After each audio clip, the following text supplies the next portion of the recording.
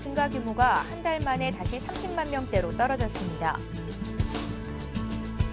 미성년자가 보유한 주식이 1년 사이 4배로 늘어나 4조 원을 기록했습니다.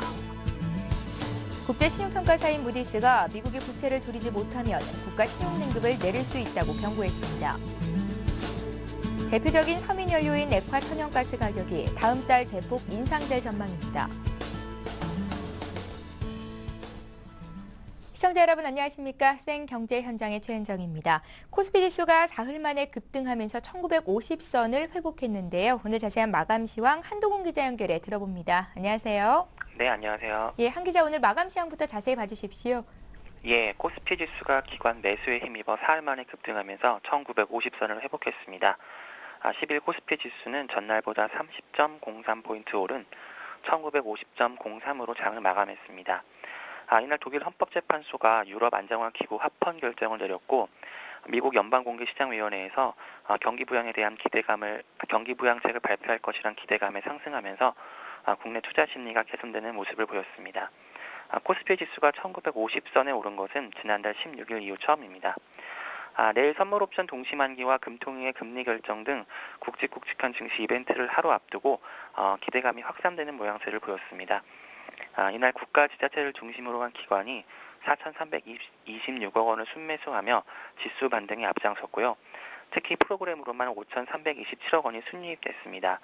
외국인도 714억 원어치 매수 우위를 나타냈고요. 하지만 개인은 5,028억 원치를 팔아 차익 실현에 적극 나섰습니다. 전업종이 일제히 상승한 가운데 전기, 전자를 비롯해 운수창고, 건설, 증권 등의 상승폭이 두드러졌습니다. 시가총액 상위 종목은 삼성전자가 3.03% 상승하면서 최근 오름세를 이어갔습니다. 현대중공업도 해외 수주 기대감에 3% 넘게 올랐고 NHN은 4.72% 급등했습니다. 하지만 현대차, 기아차 등 자동차주들은 상대적으로 약세를 보였습니다. 개별 종목으로는 한진해운이 실적 개선 전망이 확산되면서 4% 상승했고요. 대우 인터내셔널도 해외 사업 협력 소식에 6% 가까이 급등했습니다. 풍산도 국제 구리 가격 상승과 방산 실적 기대감에 6% 가까이 올랐고요. 하지만 웅진홀딩스는 웅진코웨이의 사명 변경 소식으로 브랜드 로열티 수입 감소가 예상되면서 1% 넘게 하락했습니다. 예, 오늘 유로 안정화기구 합헌 결정으로 대외 변수의 영향을 많이 받는 조선주들이 강세를 보였죠. 예, 유로 안정화 기구에 대한 독일 헌법재판소의 결정을 계기로 유럽 위기에 대한 우려가 줄어들 것이란 전망이 확산되면서 조선주들이 일제히 강세를 보였습니다. 유가증권 시장에서 현대중공업은 전날보다 3.38% 오른 24만 5천 원의 거래를 마쳤고요. 이 밖에 삼성중공업, 대우조선해양, STX, 현대미포조선, 한진중공업, STX 조선해양 등 조선 관련주들이 동반 상승했습니다. 조선주의 강세는 이날 독일 헌법재판소가 유럽 안정화 기구에 대한 합헌 결정을 내리면서 낙관론이 확산됐기 때문입니다. ESM은 유로 안정화 기구는 출자 지분의 90% 이상의 승인을 얻어야 출범이 가능한데요. 현재 이 중 독일이 27%의 지분을 갖고 있습니다. 그래서 독일의 영향력이 결정적인데요. 박상훈 우리투자증권연구원은 조선사들은 주요 고객이 유럽에 포진해 있기 때문에 유럽 경기 회복 변수가 수주에 결정적인 영향을 미친다면서 독일에서 ESM에 대한 합헌 결정이 나왔기 때문에 조선주에 긍정적으로 작용할 것이라고 분석했습니다. 다만 조선주들이 추세적인 주가 상승으로 이어질지는 아직 이르다는 진단입니다. 본격적인 업황 회복이 내년 이후에나 가능할 것이기 때문인데요. 양영모 토러스 투자증권연구원은 현재 조선업은 해양 프로젝트 수주를 제외하면 상선 발주가 심하게 위축된 상황이고 실적도 지난 2009년만큼 좋지 않아 힘든 시기라면서 해운업황의 침체와 유럽 위기가 단기간에 해소되기는 어려워서 조선업의 추가적인 상승을 이끌 모멘텀은 되지 못할 것이라고 분석했습니다. 예, 방금 독일 헌재 판결이 나온 걸로 알고 있는데요. 이 내용도 간단히 짚어주십시오. 예, 독일 헌법재판소가 유럽 안정화 기구 ESM에 대한 합헌 결정을 내렸는데요. 아까 말씀드렸다시피 ESM은 유럽 재정 위기를 해결하기 위해서 구제 금융을 집행을 해야 되는데 이게 독일의 영향력이 결정적입니다. 그래서 이 독일 헌재의 판결 여부가 굉장히 주목을 받았는데요. 당초 예상대로 합헌 결정이 나왔기 때문에 내일 국내 증시에도 긍정적 영향을 끼칠 것으로 보고요. 또 내일 금통위의 금리 결정도 있고 선물 옵션 동시 만기도 예정돼 있는데 지금 일부 애널리스트들이 그렇게 큰 영향을 주지는 않을 것으로 전망하고 있기 때문에 내일 증시에 아주 좋은 영향을 줄 것으로 생각됩니다. 예, 알겠습니다. 한편 웅진 코웨이는 사명에서 웅진을 빼고 코웨이로 변경하기로 했다고요? 예, 사모펀드 MBK 파트너스를 얼마 전에 새해 준으로 맞았던 웅진 코웨이가 웅진을 떼고 코웨이로 사명을 변경하기로 했습니다. 이에 따라 웅진 그룹의 지주사인 웅진 홀딩스는 장기적으로 수익의 상당 부분을 차지하던 그 브랜드 사용료 수입이 중단될 위기에 놓였습니다. 웅진 코웨이는 오는 27일 충남 공주 유고 공장에서 임시 주총을 열고 사명을 코웨이로 변경하는 안을 추진하고 있는데요.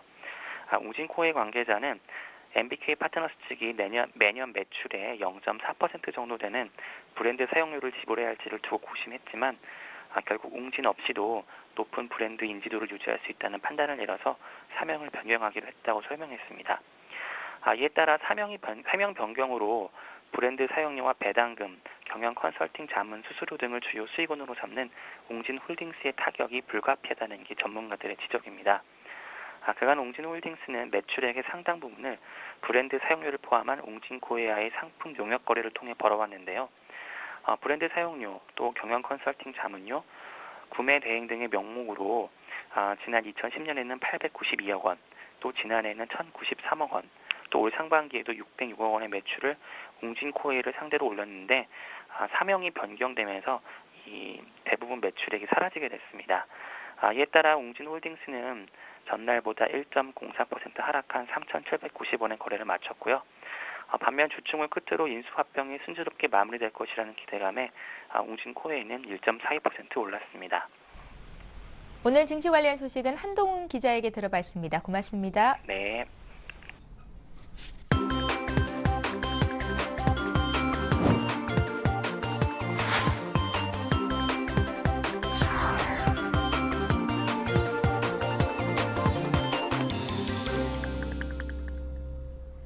오늘의 주요 뉴스를 전해드립니다. 취업자 증가 규모가 한 달 만에 다시 30만 명대로 떨어졌습니다. 통계청이 발표한 고용 동향에 따르면 8월 취업자 수는 2,485만 9천 명으로 지난해 같은 달보다 36만 4천 명 늘었습니다. 취업자 증가폭은 올해 들어 40만 명 이상을 유지하다가 6월에 36만 5천 명으로 내렸습니다. 7월에는 47만 명으로 늘었지만 이번에 다시 30만 명 선으로 떨어졌습니다. 통계청은 지난해 8월 취업자 수가 49만 명이나 증가한 데 따른 기저효과와 폭염과 폭우의 영향으로 취업자 증가폭이 축소됐다고 분석했습니다. 8월 실업률은 3.0%로 1년 전과 같았고 실업자 수는 76만 4천 명으로 작년 동월보다 2천 명 증가했습니다. 8월 고용률은 59.7%로 지난해 같은 달보다 0.1%포인트 올랐습니다. 20대와 40대는 고용률이 떨어진 것으로 나타났으며 특히 20대 취업자는 9만 8천 명 감소해 4개월 연속 마이너스였습니다. 미성년자가 보유한 주식이 1년 사이 4배로 늘어나 4조 원을 기록했습니다. 한국거래소와 국세청에 따르면 작년 말 현재 주식을 보유한 19세 미만 미성년자는 9만 2천 명으로 이들이 보유한 주식의 시가총액은 3조 9,510억 원이었습니다. 미성년자 주주들의 보유액은 2004년 3,700억 원 수준이었으나 2010년에는 1조 원을 넘어섰고 1년간 4배가량 늘어나며 지난해 4조 원으로 껑충 뛰었습니다. 미성년 주식 부자가 늘어난 이유는 증여세를 피하기 위한 편법으로 주식이 악용되고 있기 때문이라는 지적이 나오고 있습니다. 한편 종합부동산세 대상 미성년자는 170여 명에 달했습니다. 현재 1주택자가 9억 원 이상 집을 소유하거나 5억 원 초과의 토지를 보유할 경우 종부세가 부과됩니다. 국제신용평가사인 무디스가 미국이 부채를 줄이지 못하면 국가 신용등급을 내릴 수 있다고 경고했습니다. 이달 초 미국의 국가 부채는 총 16조 160억 달러로 사상 최대치를 기록했으며 올해 말 채무 한도 상한에 도달할 것으로 예상됩니다. 무디스는 미국의 2013년 예산안 협상이 중기적으로 GDP 대비 미국의 부채 비율을 하향 안정화시키는 결과를 가져오지 못하면 신용등급이 내려갈 수 있다고 밝혔습니다. 현재 무디스의 미국 신용등급은 AAA로 한 단계 내릴 경우 AA1으로 떨어지게 됩니다. 지난해 8월 미국의 신용등급을 하향 조정한 국제신용평가사 스탠더드앤푸어스는 정치적, 재정적 위험 때문에 미국의 신용등급을 다시 내릴 수 있다고 이미 밝힌 상태며 피치의 미국 신용등급은 트리플 A지만 신용등급 전망은 부정적입니다. 대표적인 서민 연료인 액화 천연가스 가격이 다음 달 대폭 인상될 전망입니다. LPG 업계에 따르면 9월 프로판가스 수입 가격은 톤당 지난달에 비해 195달러 오른 970달러, 부탄가스는 155달러 오른 930달러를 각각 기록했습니다. LPG 수입 가격은 3월 최고점을 찍은 뒤 내리막을 걷다 국제 유가 상승과 맞물려 지난달부터 다시 오름세로 돌아섰습니다. 국제유가 강세와 함께 계절적 요인에 따른 난방용 수요 증가로 국제 LPG 가격이 오른 것으로 분석됩니다. LPG 수입업체인 이원과 SK가스는 지난달 공급가를 동결했지만 이번 달에는 수입 가격이 크게 올라 국내 유통가격 인상이 불가피하다는 입장입니다. 국세청은 올해 1월에서 7월 고액 체납자 1,420명으로부터 8,633억 원의 체납 세금을 징수 확보했다고 밝혔습니다. 국세청은 이 중 5,103억 원을 현금 징수하고 2,244억 원 상당의 재산을 압류했습니다. 국세청은 고의 체납자 62명을 체납 처분 면탈범으로 검찰에 고발했습니다. 이들은 1억 원 이상의 세금이 밀렸음에도 친인척 명의로 재산을 숨겨놓거나 외국의 고가 주택을 사고 외국 골프 여행을 다니는 등 호화 생활을 해온 것으로 드러났습니다. 국세청은 지난 2월 숨긴 재산 무한 추적팀을 출범해 고액 체납자의 숨겨놓은 재산을 추적하는 데 총력을 기울여 왔으며 특히 외국의 재산을 숨겨둔 체납자를 적발하기 위해 역의 체납 추적 전담반을 운용했습니다. 프랜차이즈 본점이 가맹점에 부과하는 로열티가 월 평균 38만 원 정도인 것으로 집계됐습니다. 대한상공회의소에 따르면 최근 프랜차이즈 가맹본부 450곳을 대상으로 조사한 결과 36.2%가 가맹점에 로열티를 부과하고 있으며 이 중 72.4%는 일정 금액을 부과하는 고정 로열티 방식으로 월 평균 38만 원을 걷어들이고 있는 것으로 나타났습니다. 나머지 27.6%는 매출 대비 일정 비율을 부과하는 러닝 로열티 방식을 채택해 월 평균 가맹점 매출액의 5.3%를 부과하고 있다고 답했습니다. 로열티를 부과하는 기업은 서비스업이 50%로 가장 많았고 판매업 35.1%, 외식업 30.4% 등의 순위였습니다. 대한상의 측은 로열티를 신상품 개발, 교육 지원 등에 사용해 궁극적인 혜택이 가맹점주에게 돌아갈 수 있도록 노력해야 한다고 말했습니다. 대한민국의 행정중심이 서울에서 세종특별자치시로 대이동을 시작했습니다. 내일 국무총리실을 시작으로 2014년까지 주요 행정부처가 세종시 이전에 본격 돌입하게 되는데요. 이는 조선 왕조부터 600년간 한반도의 중심축 역할을 담당해왔던 수도 서울이 행정기관을 세종특별자치시에 대거 이전시키는 거국적인 사업으로 대한민국 역사에서 상징하는 바가 크다고 할 수 있겠습니다. 자, 오늘 관련 내용을 박홍용 기자 연결해 자세히 들어봅니다. 안녕하세요. 예, 안녕하세요. 예, 박홍은 기자. 내일부터 예. 세종시 이전이 본격화되는 걸로 알고 있는데요. 먼저 세종시가 만들어진 배경에 대해서 자세히 설명해 주십시오. 예. 올해 9월 국무총리실을 시작으로 구부 2처 2청과 소속기관 총 36개 기관 및 16개 국책기관 등 총 1만 452명이 오는 2014년까지 세종시로 거처를 옮기게 될 예정입니다. 우리나라는 서울을 비롯한 수도권 인구가 전체 인구의 절반에 가까운 2천만 명에 달할 정도로 현재 수도권 과밀화 현상이 심각하게 진행돼 행정기관과 연구기관, 기업 등 우수한 일자리가 수도권에 몰려있다 보니 수도권 외 지방에서는 인구가 빠져나가는 공동화 현상이 심각해진 측면이 있습니다. 이에 따라 지역균형 발전에 대한 필요성이 지난 수십 년 동안 대두되어 온 것이 사실입니다. 결국 정부는 고민 끝에 지역균형 발전을 위해 정부청사 이전에 관련한 법안을 만들기에 이르렀고 지난 2005년 충남 영기군 일대를 예정부지로 선정하게 됩니다. 하지만 헌법재판소의 위헌 결정과 정부 여당의 반발에 부딪히는 등 우여곡절 끝에 행정수도 이전이 시작된 것이기 때문에 그 의미가 크다고 할 수 있습니다. 예, 세종시가 출범하기까지 정말 우여곡절이 많았는데요. 세종시 이전이라는 거국적인 행사가 대한민국에 미칠 영향력으로는 어떤 점들을 꼽을 수 있겠습니까? 네, 세종시는 서울에서 약 2시간 거리인 충청남도 영기군과 공주시 장기면 일대 91제곱킬로미터 면적에 총 50만 명의 인구가 살 수 있도록 현재 조성 중인 행복 중심 복합도시를 일컫는데요. 국토의 중심에 위치한 세종시가 행복도시로 자리를 잡으려면 과밀하던 수도권의 인구와 기능을 분산시키면서 낙후된 지방의 발전을 견인하는 데 크게 이바지할 수 있을 것으로 기대되고 있습니다. 이와 함께 중앙행정 기능이 서울과 세종시에서 분리 수행되면서 관가에도 새로운 풍속도가 등장할 것으로 예상됩니다. 정부는 현재 영상회의를 활성화하고 매주 열리는 정례 국무회의와 차관회의 시간 등을 조정하며 시간 장소에 제약 없이 업무를 수행할 수 있는 스마트 워크센터를 확대하는 방안을 검토 중입니다. 예, 물론 국토 균형 개발이라는 대의에는 공감이 가지만 지난 600년간 한반도의 행정을 총괄해왔던 수도를 옮기는 작업이 쉽지만은 않을 것 같은데요. 현재 제기되고 있는 문제점들은 어떤 것들이 있을까요? 네, 가장 큰 문제로는 일단 업무 비효율성과 기반시설 부족 등을 꼽을 수 있습니다. 세종시 찬성론자들은 전자문서와 전자회의 등으로 모든 업무를 진행하기 때문에 업무가 간소화될 것이란 전망을 했었습니다.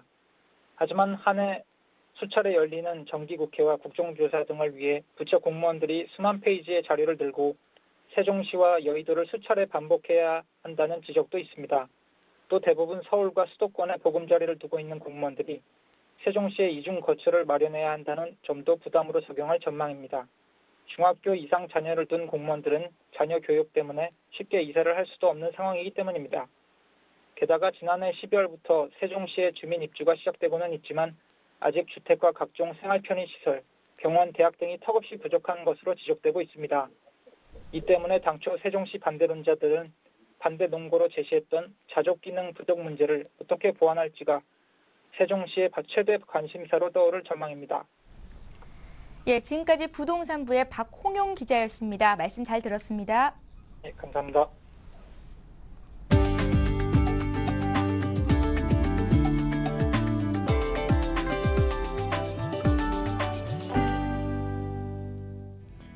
현대차에 이어 기아차 노사도 주간 연속 2교대제 시행에 합의했습니다. 기아차는 오늘 경기도 광명시 소아리 공장에서 열린 노조와의 16차 본교섭에서 주간 연속 2교대제 시행을 포함한 잠정 합의안을 도출했다고 밝혔습니다. 합의안은 내년 3월 4일부터 주간 연속 2교대제를 전 공장에서 본격적으로 시행함으로써 근로시간을 단축화돼 생산성 제고로 총 생산량을 보존하는 것을 주 내용으로 합니다. 현대차에 이어 기아차에서도 주야 막교대제가 사라지게 돼 현대차 그룹 완성차 부문은 일부 특수공정을 제외한 전 공장에서 사실상 밤샘 근무가 폐지됩니다. 이외에도 노사는 기본급은 98,000원 인상하고 성과급은 350%의 600만 원 정액 지급과 그리고 특별 경력금 150%와 360만 원 지급 등을 합의했습니다.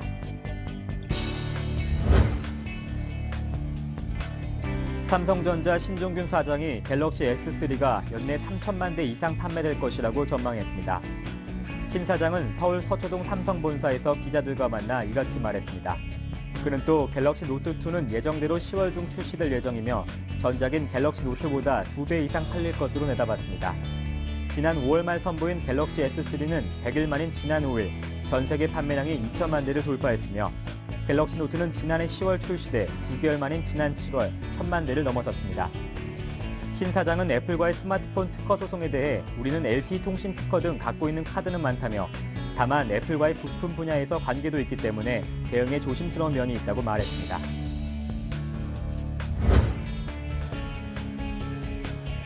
삼성전자의 스마트 카메라에 KT 개인용 클라우드 서비스인 유클라우드가 기본으로 탑재됩니다. KT와 삼성전자는 삼성 스마트 카메라 전 기종에 유클라우드를 기본 탑재하기로 했습니다. 앞으로 삼성 스마트 카메라 이용자는 카메라를 손쉽게 유클라우드에 연동해 사진을 공유할 수 있게 됩니다. KT의 와이파이도 무료로 사용할 수 있고 촬영된 사진을 유클라우드에 저장해 카메라의 메모리 용량 부족 문제도 해결할 수 있습니다. KT는 자사의 모바일과 인터넷, 와이브로 가입자에게 제공하는 50GB의 유클라우드 저장 공간 외에도 삼성 스마트 카메라 구매 고객은 20GB를 추가로 제공할 방침입니다. 오늘 생경제 현장은 여기까지입니다. 저희는 내일 이 시간에 다시 뵙겠습니다. 시청해주신 여러분 고맙습니다.